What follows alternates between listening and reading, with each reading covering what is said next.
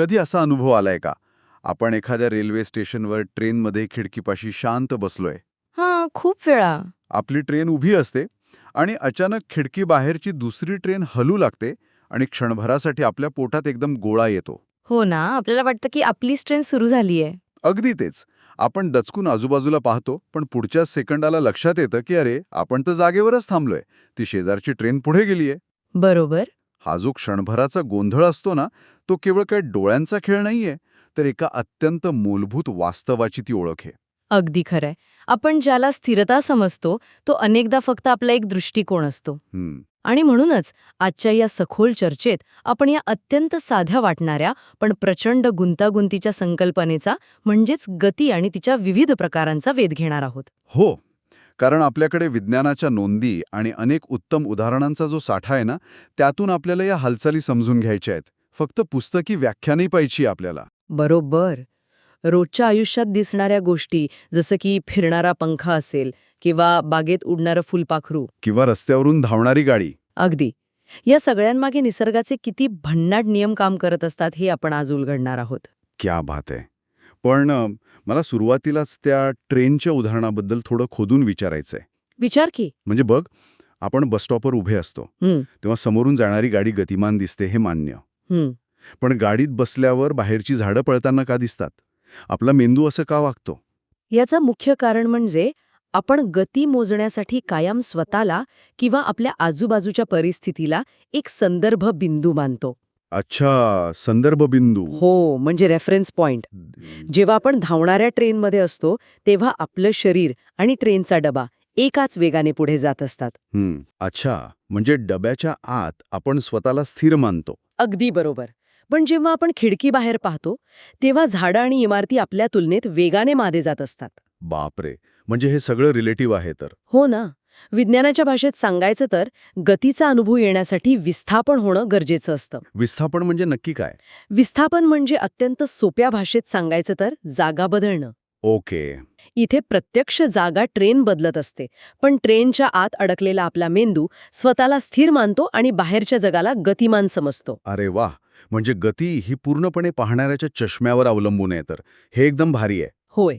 पण मग एक विचार कर, जर मी एकाच जागी थांबलोय आणि एखादी वस्तू माझ्यासमोरून थेट पुढे गेली, हं. तर तिथे हा दृष्टिकोनाचा गोंधळ नसतो ना? नाही, नसतो. तिथे मला स्पष्ट दिसतं की ती वस्तू एका रेषेत जाते. आणि भौतिकशास्त्रात हा गतीचा सर्वात सोपा आणि प्राथमिक प्रकार मानला जातो. याला सरळ रेषेतील गती किंवा रेषीय गती म्हणतात. म्हणजे लिनियर मोशन. हो. जेव्हा एखाद्या वस्तूची जागा एकाच सरळ रेषेत किंवा एकाच दिशेने बदलते तेव्हा आपण त्याला रेषीय गती म्हणतो. जसं की उंचावरून खाली सोडलेला चेंडू. अगदी. तो थेट जमिनीवर येतो किंवा रस्त्यावरून एकाच सरळ रेषेत जाणारी गाडी. पण एक मिनिट थांबा, इथे मला एक प्रश्न पडतोय. कोणता? सरळ रेषेत जाणाऱ्या सगळ्याच गोष्टी एकाच पद्धतीने वागत नाहीत ना? म्हणजे तुला काय म्हणायचंय? म्हणजे बघ, जर मी हायवेवर गाडी चालवत असेन आणि ट्रॅफिक नसेल तर माझा वेग एकसारखा असेल. पण अचानक सिग्नल आला की मला ब्रेक दाबावा लागतो. गती तर सरळ रेषेतच आहे, पण ती सारखी नाहीये ना आता? तू बरोबर. एक अत्यंत महत्वाचा धागा पकडलास आणि म्हणूनच सरळ रेषेतील गतीचे दोन वेगळे प्रकार समजून घेणं गरजेचं आहे. अच्छा, कोणते दोन प्रकार? पहिला प्रकार म्हणजे रेषीय एकसमान गती किंवा युनिफॉर्म लिनियर मोशन. आपण प्रजासत्ताक दिनाच्या परेडचं उदाहरण घेऊया. सैनिकांचं संचलन पाहिले? अरे हो, त्यांची ती लेफ्ट राईट लेफ्टची अत्यंत अचूक लय. अगदी तेच. त्यांचं एक पाऊल आणि दुसरं पाऊल यामधलं अंतर आणि त्यासाठी लागणारा वेळ हा अगदी मोजलेला आणि सारखाच असतो. तिथे वेगात अजिबात बदल नसतो. बरोबर. जेव्हा एखादी वस्तू एका ठराविक वेळेत नेहमी सारखंच अंतर पार करते तेव्हा ती एकसमान गती असते. पण तू मगाशी म्हणालास तसं रोजच्या आयुष्यात हे फार दुर्मिळ आहे. नक्कीच दुर्मिळ आहे. मला तर वाटतं पृथ्वीवर खऱ्या अर्थाने एकसमान गती मिळवणं जवळपास अशक्यच आहे. ते का? कारण गुरुत्वाकर्षण, हवेचा विरोध, रस्त्याचं घर्षण हे सगळं सतत आपला वेग बिघडवत असतं. सैनिकांच्या संचलनात मानवी शिस्त असते म्हणून ते शक्य होतं, पण निसर्गात असं सहसा दिसत नाही. अचूक ओळखलंस. आणि म्हणूनच आपला दुसरा प्रकार जास्त व्यावहारिक आणि नैसर्गिक आहे. कोणता? रेषीय असमान गती. हो, नॉन युनिफॉर्म लिनियर मोशन. बागेत घसरगुंडीवरून खाली येणाऱ्या लहान मुलीचा विचार कर. ती वरून खाली सरळ रेषेतच येते. पण तिचा वेग सैनिकांसारखा सारखा असतो का? अजिबात नाही. सुरुवातीला ती हळू असते आणि जशी खाली येते तसा तिचा वेग प्रचंड वाढतो. तो घसरगुंडीचा थरारच मुळी त्या वाढणाऱ्या वेगात असतो. आणि तो थरार म्हणजे दुसरं तिसरं काही नसून गुरुत्वाकर्षणामुळे निर्माण होणारा प्रवेग आहे. प्रवेग म्हणजे ॲक्सिलरेशन. अगदी बरोबर. दर सेकंदाला ती मुलगी आधीपेक्षा जास्त अंतर पार करते. गती एकाच रेषेत आहे, पण वेग सतत बदलतोय म्हणजे वाढतोय. अच्छा, म्हणजे एक समान गतीमध्ये कठोर मानवी नियंत्रण असतं, तर असमान गतीमध्ये निसर्गाचे नियम मोकळेपणाने काम करत असतात. अगदी तसंच. पण आपण जर निसर्गाकडे किंवा आजूबाजूच्या जगाकडे पाहिलं तर बहुतांश गोष्टी सरळ रेषेत जातच नाहीत. हे पण खरंय. मला वाटतं विश्वाला सरळ रेषा आवडतच नाही. सगळं काही गोल फिरत असतं किंवा हेलकावे खात असतं. हे निरीक्षण खूपच योग्य आहे. सरळ रेषेत न जाणाऱ्या वस्तूंच्या गतीला आपण नैकरेषीय गती किंवा नॉन लिनियर मोशन म्हणतो. ओके. आणि यातले जे प्रकार आहेत ना, ते खऱ्या अर्थाने निसर्गाचं आणि मानवी तंत्रज्ञानाचं सौंदर्य दाखवतात. उदाहरणार्थ आंदोलित गती. आंदोलित गती या शब्दाचा अर्थच मुळी हेलकावे खाणे असा होतो ना, जसं की बागेतला झोपाळा, हो, जो एका टोकाकडून दुसऱ्या टोकाकडे जातो आणि परत येतो. अगदी. पण यामागचं विज्ञान फक्त झोपाळ्यापुरतं मर्यादित नाहीये. घड्याळाचा फिरणारा लंबक म्हणजे पेंड्युलम किंवा उडणाऱ्या पक्ष्यांच्या पंखांची हालचाल, हे सगळं एकाच नियमावर चालतं. म्हणजे कसं? वस्तू आपल्या मूळ जागेवरून एका बाजूला जाते आणि परत त्याच मार्गाने विरुद्ध बाजूला जाते. या एका फेरीला एक आंदोलन म्हणतात. माहितीये, या सगळ्या नोट्स वाचत असताना एका उदाहरणाने मला खरंच विचार करायला लावला. कोणतं उदाहरण? कपडे शिवणारी मशीन आणि संगीत निर्माण करणारा तबला. अरे वा. हे दोन्ही एकाच भौतिक नियमावर म्हणजे आंदोलित गतीवर काम करतात. हो ना. मशीनची सुई सतत वेगाने वर खाली होत असते आणि तबल्यावर थाप मारली की त्याचा चामड्याचा पडदा अत्यंत सूक्ष्म पद्धतीने वर खाली हेलकावे खातो. हे भन्नाट आहे एकदम. आणि हेच विज्ञानाचं खरं सौंदर्य आहे. सुईचं काम कपडे जोडण्याचं आहे आणि तबल्याचं काम ध्वनी लहरी निर्माण करण्याचं आहे. पण भौतिकशास्त्राच्या पातळीवर दोन्ही गोष्टी फक्त एकच काम करत आहेत. एका मध्यबिंदूच्या वर आणि खाली अत्यंत वेगाने हालचाल करणे. क्या बात आहे. ऊर्जेचं रूपांतर कसं होतं याचं हे उत्तम उदाहरण आहे. सुईमध्ये यांत्रिक ऊर्जा असते, तर तीच गती ध्वनी ऊर्जेत बदलते. भारीच. आणि या हेलकावे खाणाऱ्या गतीचा एक जवळचा भाऊ आहे, तो म्हणजे वर्तुळाकार गती किंवा सर्क्युलर मोशन. वर्तुळाकार गती? म्हणजे जे थेट गोल फिरतं ते, जसं छतावर फिरणारा पंखा किंवा घड्याळाचे काटे. हो, किंवा जत्रेतील तो महाकाय आकाश पाळणा. Giant wheel. अगदी बरोबर. इथे वस्तू एका मध्यबिंदूभोवती एका निश्चित त्रिज्येवरून म्हणजे रेडियसवरून फिरत असते. पण जर तू थोडा बारकाईने विचार केलास ना, तर तुला आंदोलित गती आणि वर्तुळाकार गतीमध्ये एक अत्यंत सूक्ष्म पण महत्वाचं साम्य दिसेल. साम्य? हो. एकीकडे वस्तू फक्त एका रेषेवर मागे पुढे होतीये आणि दुसरीकडे ती पूर्ण गोल फिरतीये. यात कसलं साम्य असू शकतं? साम्य आहे वेळेच्या बंधनाचं. घड्याळाचं मिनिट काटा बघ. तो बरोबर 60 मिनिटांत आपली एक फेरी पूर्ण करतो. 59 मिनिटे घेत नाही आणि 61 मिनिटेही घेत नाही. अरे हो. किंवा एखादा चांगला सेट केलेला पेंड्युलम, तो बरोबर ठराविक सेकंदात आपला एक हेलकावा पूर्ण करतो. अच्छा, म्हणजे या दोन्ही गती एका ठराविक साच्यात बांधलेल्या असतात. होय. आणि म्हणूनच या प्रकाराला नियतकालिक गती म्हणजे पिरियोडिक मोशन म्हणतात. नियत आणि काल. बरोबर. नियत म्हणजे निश्चित आणि काल म्हणजे वेळ. ज्या गतीमध्ये गतिमान वस्तू एका ठराविक वेळेनंतर एका विशिष्ट बिंदूतून पुन्हा पुन्हा जाते, ती नियतकालिक गती. ओके, समजलं. यात वेळेची अचूकता हा सर्वात महत्वाचा घटक असतो. मेरी गो राऊंड सुद्धा अनेकदा ठराविक वेळेतच आपली फेरी पूर्ण करतं. म्हणजे नियतकालिक गती म्हणजे एखाद्या उत्तम वाद्यवृंदासारखं आहे.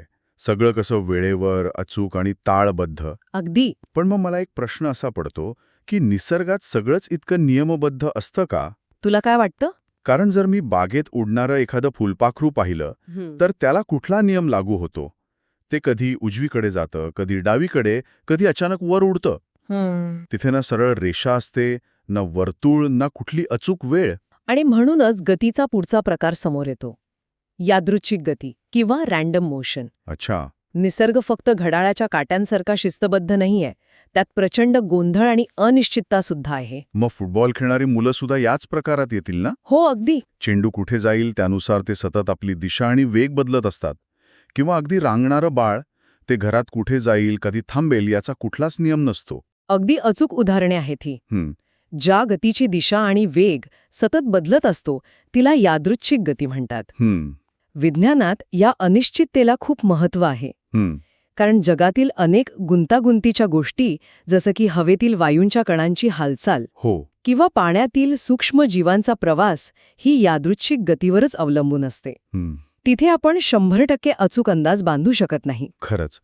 एका बाजूला विश्वाची घड्याळासारखी अचूकता आणि दुसऱ्या बाजूला फुलपाखराचा मुक्त आणि अनिश्चित गोंधळ. या दोन्ही गोष्टी एकाच जगात एकत्र राहतात. हे किती भन्नाट आहे. हो ना. पण मला आता एका वेगळ्याच आणि व्यावहारिक मुद्द्यावर यायचे. आपण गतीचे इतके प्रकार पाहिले, पण जेव्हा आपण प्रत्यक्ष प्रवासात असतो तेव्हा आपण असं नाही म्हणत की माझी गाडी आता एकसमान रेषीय गतीत आहे. हसत हसत कोणीच असं म्हणत नाही. किंवा माझी सायकल यादृच्छिक गतीत आहे. आपण काय विचारतो? गाडीचा स्पीड किती आहे. बरोबर. तर मग या सगळ्या गतीच्या प्रकारांमध्ये ही चाल किंवा स्पीड नावाची संकल्पना कुठे बसते? अतिशय उत्तम प्रश्न. गतीचा प्रकार कुठलाही असू दे, मग ती सरळ रेषेत असो, वर्तुळाकार असो किंवा फुलपाखरासारखी वेडीवाकडी असो, दोन गोष्टी कायम समान असतात. पहिली गोष्ट म्हणजे वस्तू काहीतरी अंतर पार करते, आणि दुसरी गोष्ट म्हणजे ते अंतर पार करण्यासाठी तिला काहीतरी वेळ लागतो. या दोन गोष्टींचा मेळ घातला की आपल्याला चाल म्हणजे स्पीड मिळते. म्हणजे चाल ही एक प्रकारची सरासरी आहे का? कसं काय? कारण आपल्याकडील एका नोंदीत सोलापूर ते पुणे या बस प्रवासाचं उदाहरण दिलं आहे. अच्छा. हो. 200 किलोमीटरचं अंतर एका बसने 5 तासांत पार केलं. जर आपण अंतराला वेळेने भागलं, म्हणजे 200/5, तर उत्तर येतं 40. म्हणजे त्या बसचा स्पीड ताशी 40 किलोमीटर होता. पण ती बस सलग 5 तास 40च्या स्पीडने नक्कीच धावली नसेल. अजिबात नाही. कधी ट्रॅफिकमध्ये थांबली असेल, कधी हायवेवर 80च्या वेगाने गेली असेल. अगदी बरोबर पकडलंस. तू जो मगाशी रेषीय असमान गतीचा मुद्दा मांडलास ना, तोच इथे लागू होतो. अच्छा. चाल ही संकल्पना मानवाने का तयार केली? तर आपल्याला एका प्रवासाचा ढोबळमानाने अंदाज यावा म्हणून. एकक कालावधीत पार केलेले अंतर अशी तिची सोपी व्याख्या असली तरी व्यवहारात चाल ही अनेक असमान गतींची एक सोपी सरासरी असते. ओके. ती आपल्याला सांगते की गोंधळ आणि अडथळे बाजूला ठेवले तर एका तासात आपण सरासरी किती पुढे गेलो. आणि यातूनच आपल्या चर्चेचा सर्वात महत्वाचा निष्कर्ष समोर येतो. कोणता निष्कर्ष? तो हा की प्रत्यक्ष जगात एखादी वस्तू फक्त एकाच प्रकारच्या गतीत कधीच अडकलेली नसते. म्हणजे आपण अभ्यासासाठी रेषीय, वर्तुळाकार असे कप्पे पाडले असले तरी वास्तवात या सर्व गती एकाच वेळी अस्तित्वात असू शकतात. ओहो. म्हणजे ह्या सगळ्या गती एकाच वेळी एकत्र काम करू शकतात? नक्कीच. सायकल चालवणाऱ्या एका मुलीचं चित्र डोळ्यासमोर आण. आणलं. ती सायकल घेऊन रस्त्यावरून पुढे जात आहे. आता विचार कर, यात कोणकोणत्या गती लपलेल्या आहेत? बरं. जर ती सरळ रस्त्यावरून पुढे जात असेल तर तिची आणि सायकलची एकत्रित गती ही रेषीय गती झाली. बरोबर. पण सायकल पुढे कशी जातीये? तिची चाके गोल फिरत आहेत, म्हणजे तिथे वर्तुळाकार गती आली. अगदी बरोबर. आणि ती मुलगी पेडल कसे मारतीये? तिचे पाय ठराविक वेळेत वरून खाली आणि परत वर असे गोल फिरत आहेत. अरे चा. काय झालं? म्हणजे तिथे नियतकालिक गती सुद्धा आहे. होय. आणि समजा अचानक खड्डा आला आणि तिने सायकल वळवली किंवा ब्रेक मारला तर तिथे असमान गती किंवा यादृच्छिक गती सुद्धा आली. बापरे. एकाच सायकलच्या प्रवासात गतीचे किती विविध प्रकार एकत्र आलेत बघ. जणू काही ती गतीची एक सुंदर मैफिलच आहे. अगदी तसंच. सायकलचं सरळ जाणं, चाकांचं गोल फिरणं आणि पायांचं अचूक पेडल मारणं या वेगवेगळ्या वाद्यांनी एकत्र येऊन प्रवासाचं संगीत तयार केलंय. आपण रोजच्या घाईगडबडीत या साध्या वाटणाऱ्या क्रियेकडे असं कधी पाहतच नाही. म्हणूनच तर विज्ञानाचा अभ्यास करायचा असतो. तो आपल्याला आपल्याच आजूबाजूच्या साध्या घटनांकडे एका नव्या, अत्यंत कुतूहलजनक दृष्टिकोनातून पाहायला शिकवतो. खरंय. गतिमान वस्तू सतत जागा बदलत असतात, पण त्या कशा बदलतात यात निसर्गाचे सुंदर नियम लपलेले आहेत. खरंच.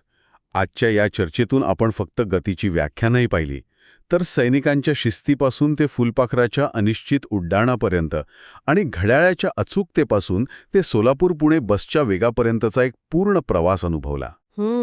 चाळ मोजणं हे फक्त गणित नसून तो प्रवासाचा सारांश असतो, हे आज नव्याने समजलं. आणि हे सगळं समजून घेतल्यानंतर मला वाटतं निसर्गाच्या या गुंतागुंतीबद्दलचा आणि नियमबद्धतेबद्दलचा आपला आदर अधिकच वाढतो. नक्कीच वाढतो. पण ही चर्चा थांबवण्यापूर्वी मला सुरुवातीच्या त्या स्थिरतेच्या भ्रमाकडे परत जायचंय. म्हणजे त्या ट्रेनच्या उदाहरणाकडे. हो, आपण पाहिलं की एकाच वस्तूत एकाच वेळी अनेक गती असू शकतात आणि गती ही नेहमी पाहणाऱ्याच्या दृष्टिकोनावर अवलंबून असते. आता एक विचार करा. आपण सध्या या पृथ्वीवर बसलोय. आपल्याला वाटतंय आपण पूर्णपणे स्थिर आहोत. बरोबर.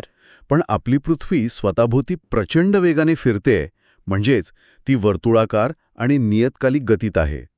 तीच पृथ्वी सूर्याभोवतीही धावते. आणि थांब, आपली संपूर्ण सूर्यमाला या अथांग विश्वात कुठेतरी प्रचंड वेगाने मार्गक्रमण करत आहे. मग प्रश्न हा पडतो की जर आपण या एका प्रचंड मोठ्या, सतत गोल फिरणाऱ्या, हेलकावे खाणाऱ्या आणि अवकाशात धावणाऱ्या ग्रहावर बसलो आहोत, तर या पृथ्वीवर आपण खरोखरच कधी, अगदी क्षणभरासाठी का होईना, स्थिर असतो का? हा खूपच खोल विचार आहे. की आपण स्थिर असल्याचा जो अनुभव रोज घेतो, तो केवळ आपल्या मेंदूने आपल्याला शांत ठेवण्यासाठी निर्माण केलेला एक अत्यंत सोयीस्कर भ्रम आहे. या प्रश्नावर नक्की विचार करा. पुन्हा भेटूया अशाच एका नव्या सखोल चर्चेत.